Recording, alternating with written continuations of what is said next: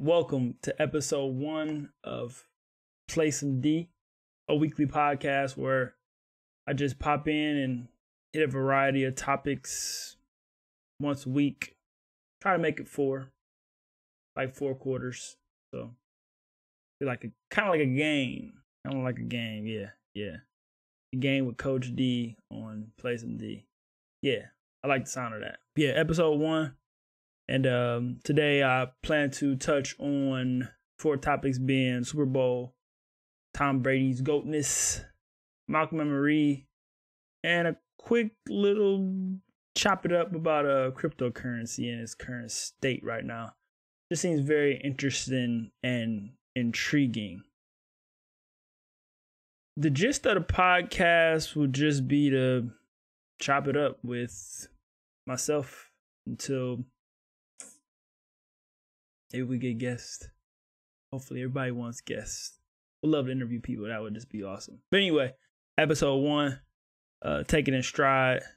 Feel like I just want to talk about some stuff. So yeah, Play Some D, episode 1.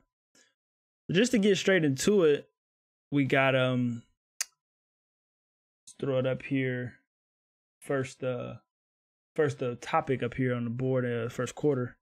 We're gonna rock with Superbowl LV. Had no idea what LV was. LV is 55. Super Bowl 55. Which, if I had money on the line, it had Chiefs. Chiefs -3 was the line there, and I loved it. Loved that. Loved the under. Under obviously hit. But yeah, that was a game that nobody saw coming. I mean, there was reports that big bets went on Tampa Bay's way. Makes sense. Betting underdog in the Super Bowl is smart. Yeah, it's a good move. And just shocking to, I think Patrick Mahomes, like 25 straight games he didn't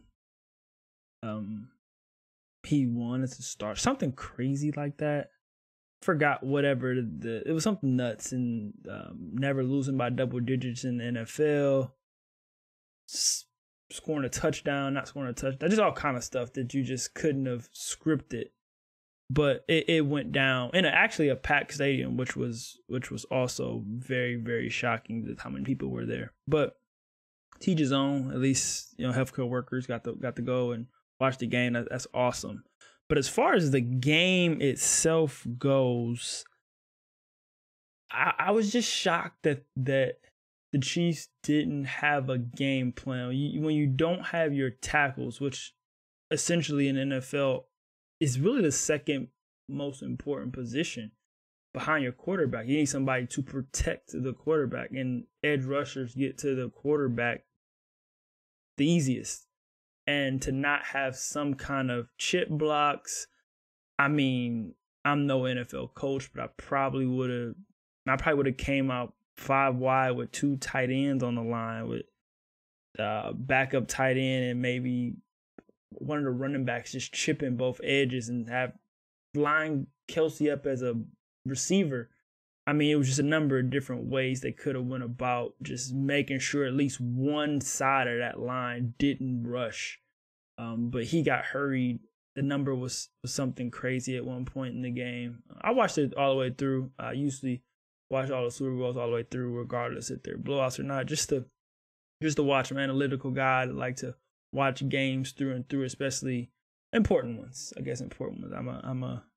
I'm a person of competition, so all the big stuff I try to watch. Even in baseball, I'm not really a baseball fan, but I'll watch the World Series just to know what's going on here. But yeah, there's a number of different things. The penalties were huge in the first half. Some of those penalties really, really hurt the Chiefs and tremendously helped the Bucs. I just thought for a Super Bowl game, some of the calls that were made were just inexcusable. And on the flip side, not taking those sides, I just wanted to see a competitive game, not taking those sides. The Tampa Bay cornerbacks just flawlessly defended Tyreek Hill and Sammy Watkins and Hardman and Kelsey, no flags on them. So, it's just at some point in the game, obviously they're not called, they're not going to, they knew they were throwing it. They didn't need to hold and things like that. But early in the game, it's like really nothing. The penalties was pretty lopsided. And then you fall into the halftime show, which I think you talk about a Super Bowl, you have to talk about the halftime show. Abel, aka The Weeknd, put his performance in the stands, which I thought was impressive, and I thought the background dancers on the field was impressive, even though I don't really care for dancing on the field because that could affect footing in the game. I just think you should stay off the field without some kind of platform or something like those sorts. But I thought the halftime show was quite impressive. I'm sure some people didn't know who The Weeknd were. I'm sure some people didn't know who The Weeknd was, so that kind of, threw it off, and not knowing the songs would make you not really enjoy the halftime performance. But I just thought everything was, I didn't care for the mask, but I got the mask. I understood it. I didn't really care at the look. It's kind of like a weird little creepy, I don't know. I didn't like the mask, but that was really it. Everything else was really cool, and he had smash hits, so that's awesome. But all in all, big letdown. Shout out to the Tampa Bay Buccaneers for getting it done. Did what they had to do. Tom Brady poise, that guy get her done, as they say. But yeah, it's dope for him. Come back next year and try to get 8 would just be incredible. And if he gets 8, you kind of you kind of got to juice it up and try to figure out, hey, can I run and get some more? So that's something that he has to really start to seriously consider at this point. Ending out the first quarter with the Super Bowl, we're going to start the second quarter with, just staying on topic, Tom Brady. GOAT athletes. It's a big talking point, and I'm not going to sit here and break down any statistical things, but you think I saw Serena Williams, 23 Grand Slams, Tom Brady, Michael Jordan. People discount Bill Russell, but he has 11 of them things. I think it's some soccer guys, probably, LeBron. There's a number of people we can go off, but I'll just keep this one in context with the Super Bowl and Tom Brady. And I don't think you can give a quarterback, really even a football player, the greatest of all time athlete, because you play one side of the ball.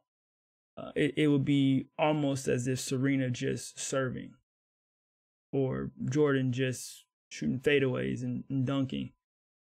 In those sports, especially the solo sports like Serena's sport, you really have to do it all. You're responsible to do it all. And tennis is a very athletic sport at that level. So I think she needs to really be considered. I think she needs to be considered as one of those tops. I think there's some guys in the tennis realm too that you can probably say the same for. So LeBron and Jordan conversation, that's there. Basketball is one of those sports where one guy can determine the outcome and championships and franchises, and we've seen that with LeBron, Mike, Kobe, Shaq, Tim Duncan, a number of guys, change franchises and just how you look at them.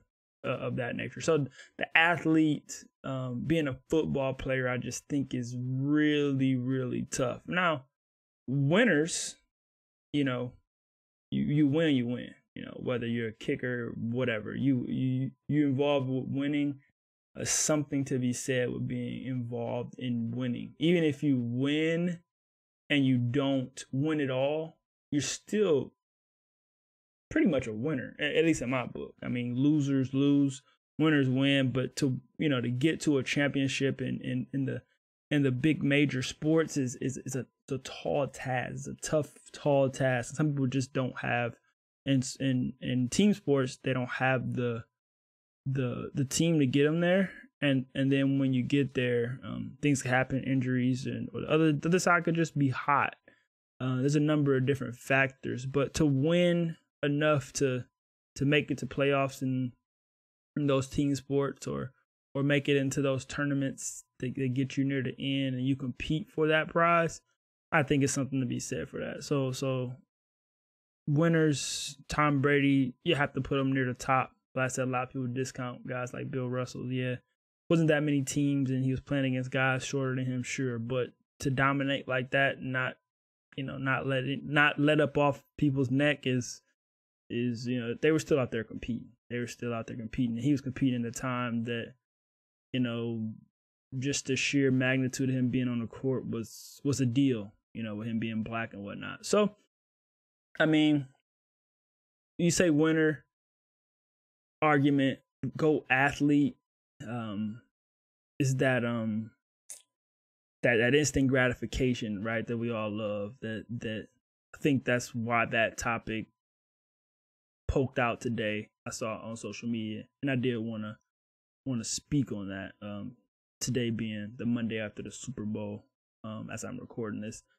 So, with that being said, I just wanted to tie that up. I just didn't think it needed to be a whole big thing, but yeah, I just don't see him Tom Brady being the GOAT athlete. But winner, he is, and athleticism, I don't think he's ever showcased that. So yeah. So that's a wrap up the second quarter for us here. So we go halftime. That'd be cool to do like a halftime show or something like that. I'd probably go get some water or something. But no, I'm just gonna break into to what I feel like is third quarter, third topic, and that's Netflix new movie, Malcolm and Marie. Malcolm and Marie stars Zendaya and John David Washington. A couple comes home, no spoilers or whatnot, but they come home from a premiere, and one's a filmmaker and one's the reason the film was made, I guess you can say. And they go back and forth. I guess the best way I want to put it without going too far into it, but it does touch some mental topics of relationships. It does touch deeply into what I personally think they wanted to talk about was the movie industry more than anything.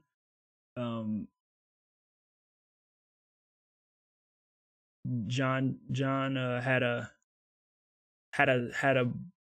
manner of it. It's not a monologue. I mean, he pretty much had a whole section where he just rants, and it's good, and especially for people that I know, it probably touched a lot of people.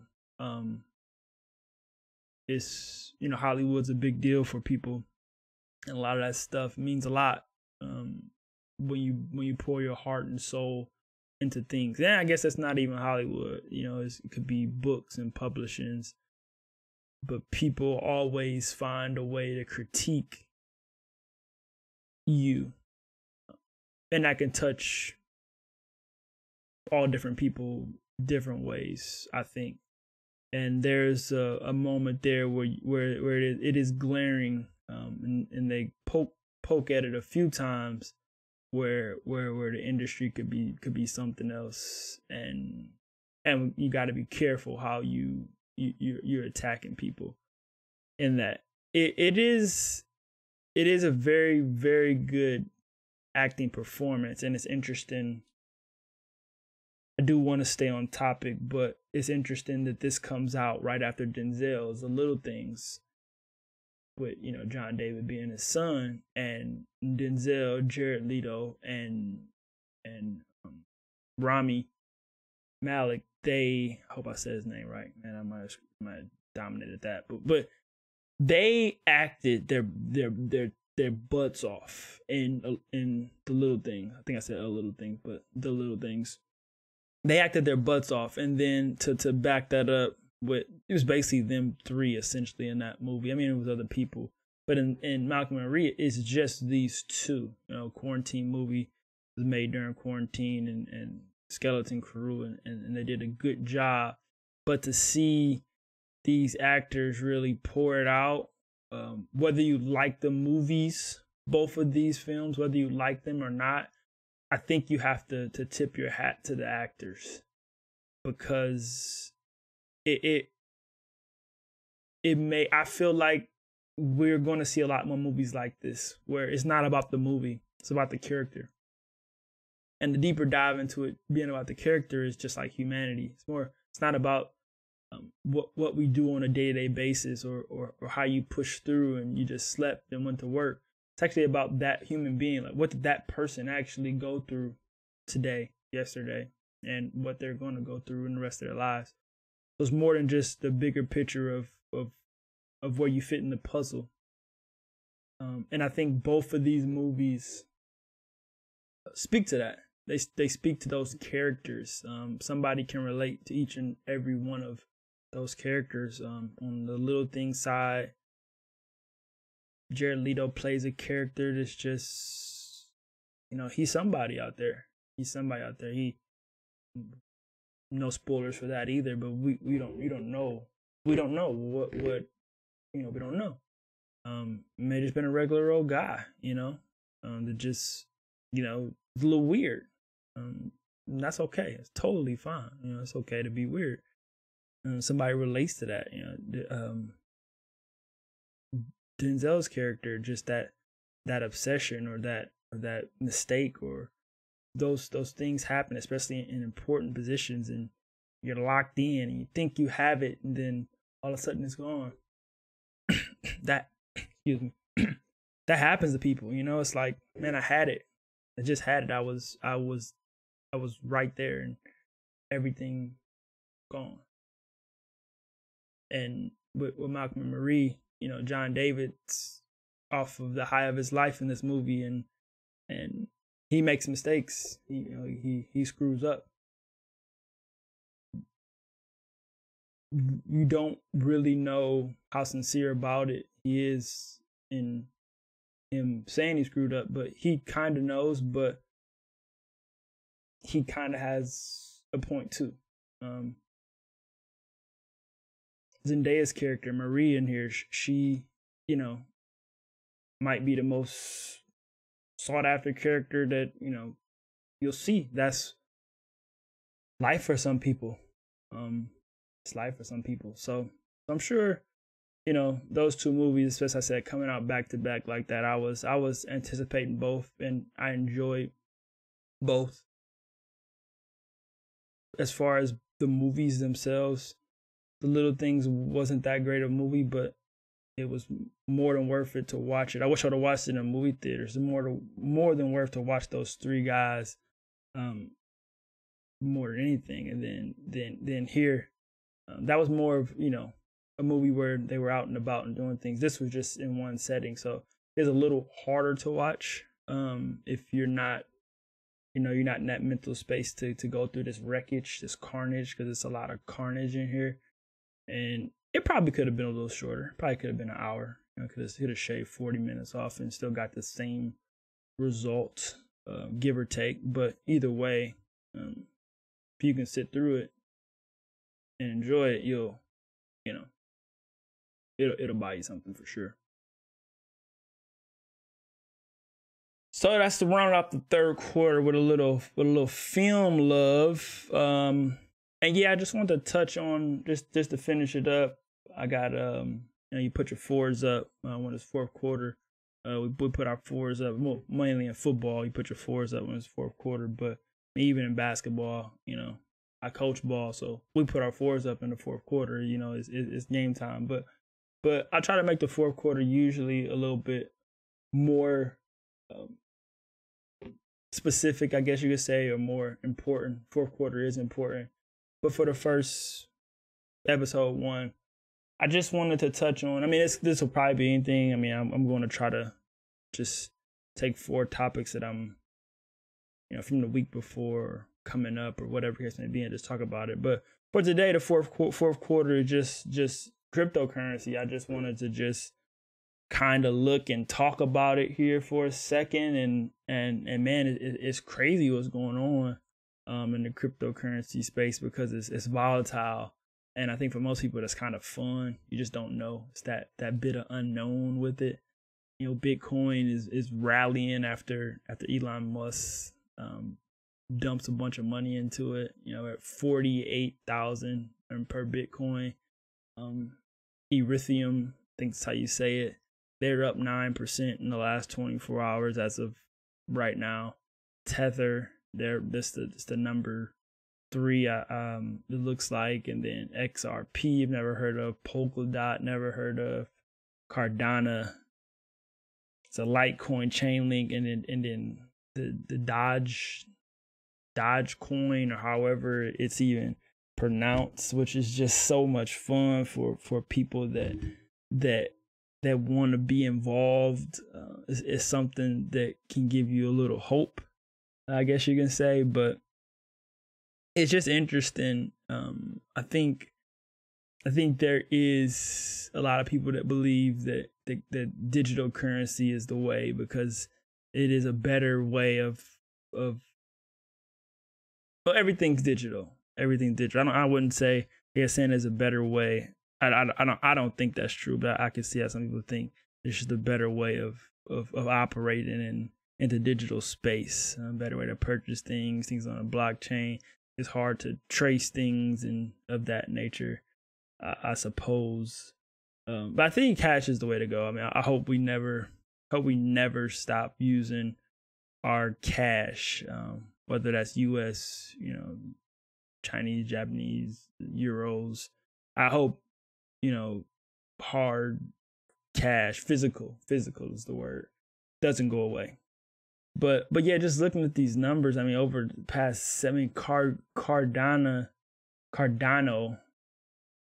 on the markets is ADA. They're up 70% in the last 7 days.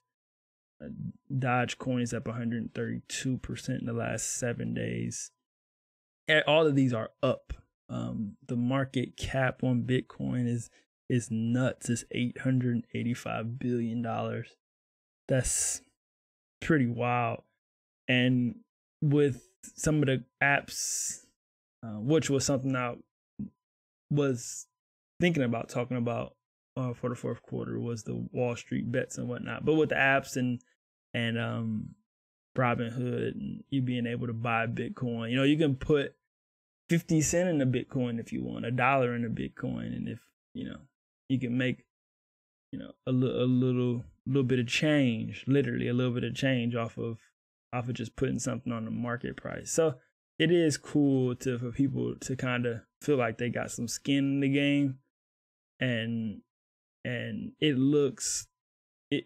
doesn't seem as complicated. I think we all know money. We all know the value of $1, like what $1 would be, like what one Bitcoin is worth. As if a Bitcoin was $1, it would be worth $47,000. You had a Bitcoin in your hand, so. I think it's all cool, and I think the markets will keep fluctuating up and down, and people will have fun with it. And it looks like Elon Musk will keep patrolling, and rightfully so. I know if I had that Twitter finger that could move some markets, I probably would. It's kind of human nature, right? Who wouldn't do that? Who wouldn't want to do that? And you're not really hurting nothing, especially in this space. At least not yet. Everybody should have a fair chance to earn a little bit of cash. They put their cash in the right spot, and that looks like what cryptocurrency could be. But it also could be a space where you lose it all, because Bitcoin was down to I could probably look here. Bitcoin was down bad. I know they were down like the 23,000s not too long ago. So you think if somebody bought it, for 20 grand, then now, they just made 20 easily, just sitting on it. So yeah, it's I think it's a cool like market to play around in at least pay attention to. I think some people find the stock market just really hard to follow and stuff fluctuates a lot. But like I said, with money it's a little different because money resonates with everybody. Everybody knows how to spend money and what money looks like, and being able to transfer some Ethereum into your account and then moving that to another account, whether you want to gamble, say, wink, wink, oink, oink, you want to gamble. So, yeah, whatever sites take that money, or you can exchange that money to, put it in Bitcoin and put it into your Cash App, or however you do it. There's so many different ways to do it. It's cool. I think people like that. So, yeah, I just wanted to touch on the cryptocurrency space here for the first quarter of episode 1. But yeah, I actually just decided I've been wanting to do it, and I finally did it. Put together a little presentation here that's somewhat okay that I like. So this is episode 1, and I'll be back a week from now. It'll be weird because I'll watch this, and then if I think I did okay, I might make highlights out of this. It's the thing that everybody's doing on YouTube, right? So yeah, episode 1. Play some D. As Coach D. I go by D, but it's fun to talk about stuff that's on your mind and put on the internet, and cool people like you watch it. So thanks for watching. Hit that like and subscribe button for me. Turn on them post notifications. Thank you for watching. Peace.